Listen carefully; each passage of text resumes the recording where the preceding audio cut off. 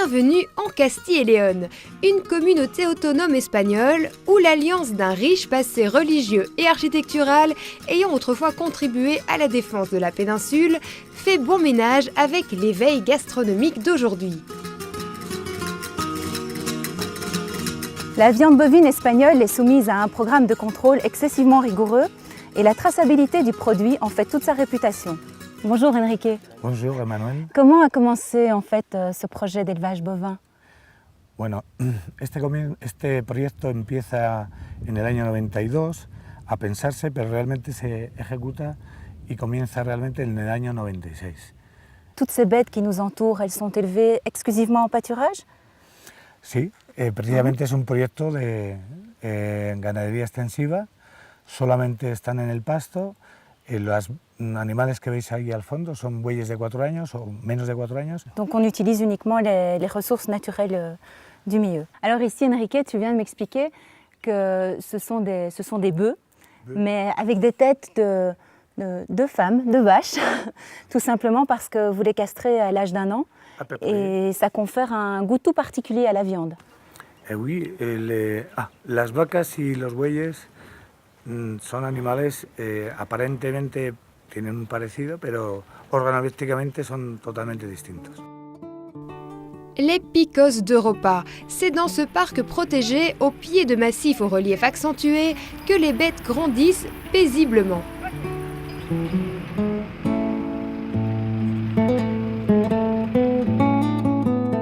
La société Baliès de l'Esla n'a pas d'IPG, elle a beaucoup mieux, elle a sa propre marque, tout simplement parce qu'elle élève une bête qui est tout à fait spécifique à cette vallée dont elle porte le nom.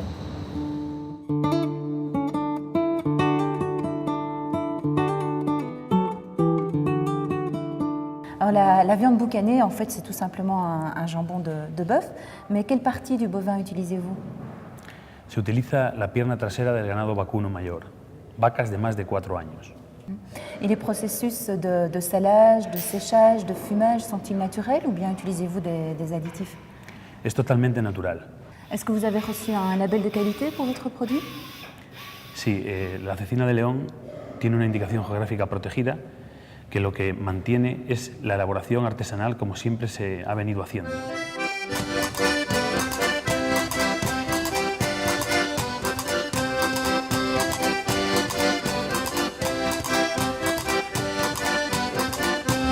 Bonjour Alvaro, nous sommes maintenant arrivés dans votre lieu de production de fromage.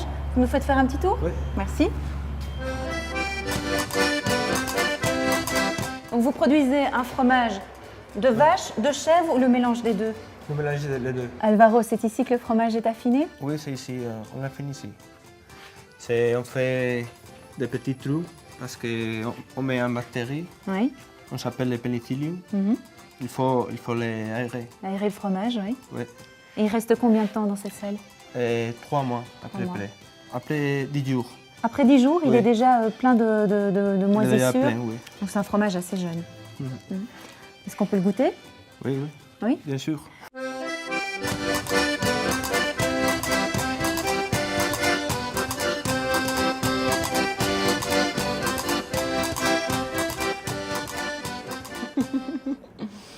Très bon.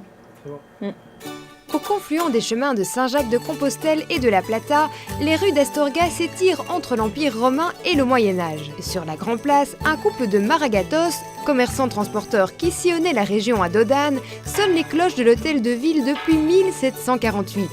Le palais épiscopal, reconstruit en 1887, porte la signature de Gaudí, le plus important architecte moderniste d'Espagne. Quant à la cathédrale, elle allie avec éclat style Renaissance et baroque.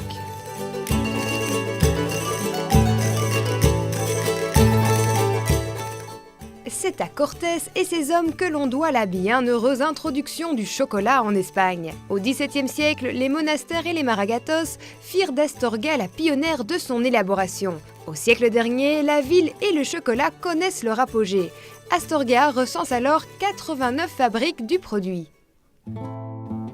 La route de Saint-Jacques-de-Compostelle est celle d'un des 3 grands pèlerinages de la chrétienté. Parcourue depuis le 8e siècle, c'est une randonnée durant laquelle marcheurs et amateurs d'art romain se croisent. Que ce soit à pied, en vélo ou à cheval, les pèlerins se reconnaissent à la symbolique coquille qu'ils arborent fièrement et qui à l'origine était le support dans lequel ils se désaltéraient.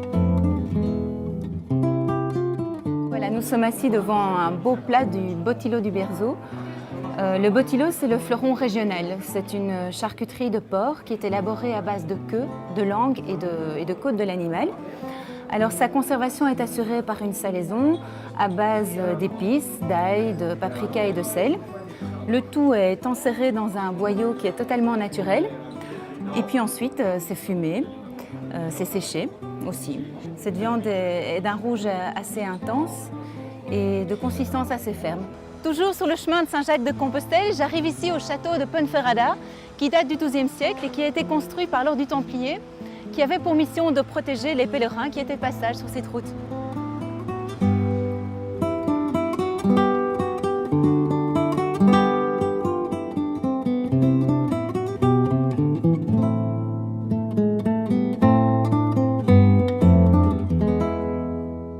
Partir à la découverte de la gastronomie de Castille et Léon, c'est aussi découvrir ses vins.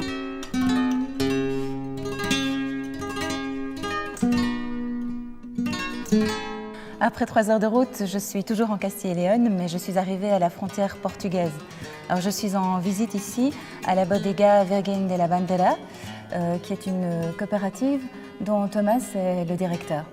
Les types de cépages que tu utilises sont ceux qui sont propres au terroir? Sí, los tipos de uva que utilizamos son, para el blanco, Malvasía, que es una variedad casi ya única en España en pocos reductos. Uno en Tenerife, un poquito en La Mancha y la nuestra en Arribes del Duero. Y para los tintos, una variedad autóctona que se llama Juan García. Comme je le disais tout à l'heure à la coopérative, je suis à quelques kilomètres du Portugal. Il est là, de l'autre côté de la rive. Il est précédé par le canyon qu'a creusé le Duero. Contrairement à la plupart des autres sites que j'ai traversés, le parc régional Arribes del Duero n'est pas un site inscrit au patrimoine de l'humanité. Cependant, c'est un endroit merveilleux qui est privilégié, qui a une haute valeur scientifique. Et puis on a un microclimat aussi qui est propice à la culture de l'amandier, des orangers, de la vigne et des olives.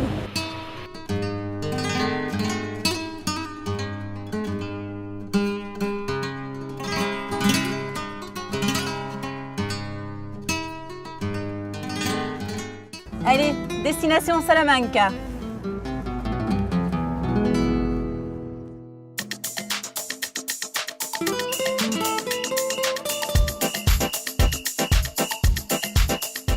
L'ambiance à Salamanque est internationale de par la vie estudiantine qui s'y est développée. Salamanque a en effet vu naître en 1218 la première université d'Espagne et la 4e d'Europe. Nous sommes donc au cœur de l'activité culturelle européenne. La ville a 2 cathédrales, l'une ancienne du XIIe siècle et de style roman et l'autre la nouvelle gothique du XVIIIe. Et chose rare, les deux sont unis en une même pierre issue de Villamayor et utilisée pour la construction de la plupart des édifices, créant ainsi une harmonie de couleur ocre dans la ville. La maison des coquillages.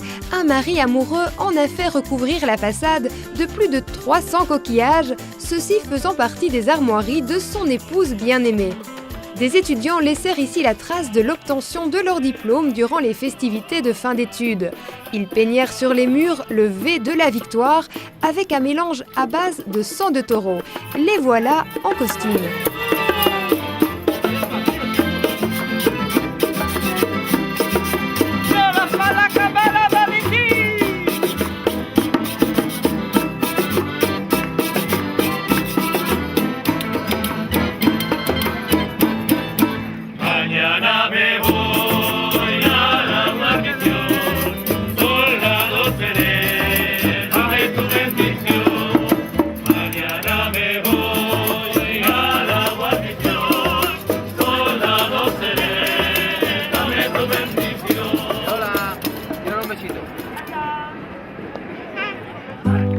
Salamanque est la ville à l'architecture plateresque par excellence.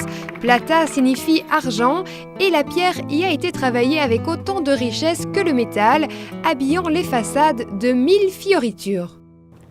Et encore plus au sud, je vais rencontrer ce matin à Guijuelo le recordman de la découpe du jambon.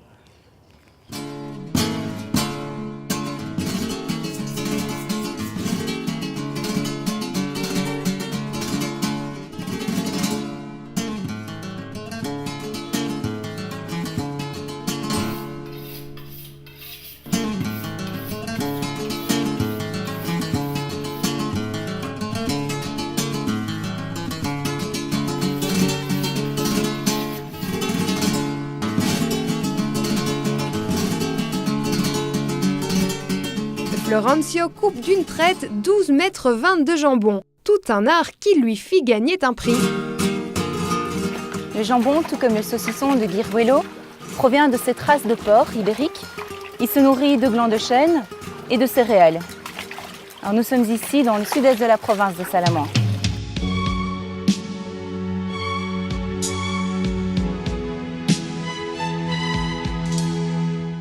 Et me revoici dans les vignes. Je suis remontée dans la province de Valladolid, dans le triangle d'or de la vallée du Duero.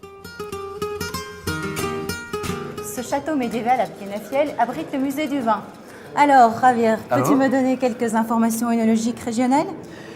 Manuel, Castilla y León es la región española donde se encuentra el río Duero, uno de los grandes ríos de vinos de Europa. Los vinos de Castilla y León se caracterizan por satisfacer lo que pide el mercado europeo hoy. Nous allons maintenant traverser les vignes del Bierzo où se situe l'hôtel Palacio de Canedo. Son propriétaire, le seigneur Prada, nous présente les meilleurs produits de son terroir que nous dégustons avec délectation.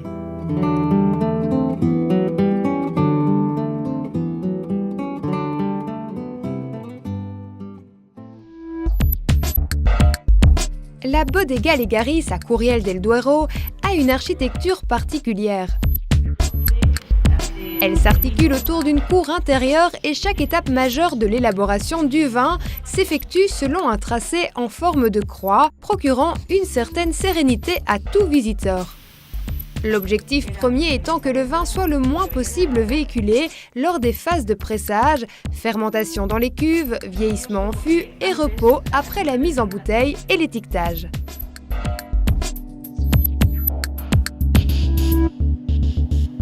Berta, félicitations pour ton travail et merci pour cette visite qui clôture mon séjour. Et que mûrisse encore cette belle vigne qui produira le nectar que je me déboucherai l'année prochaine.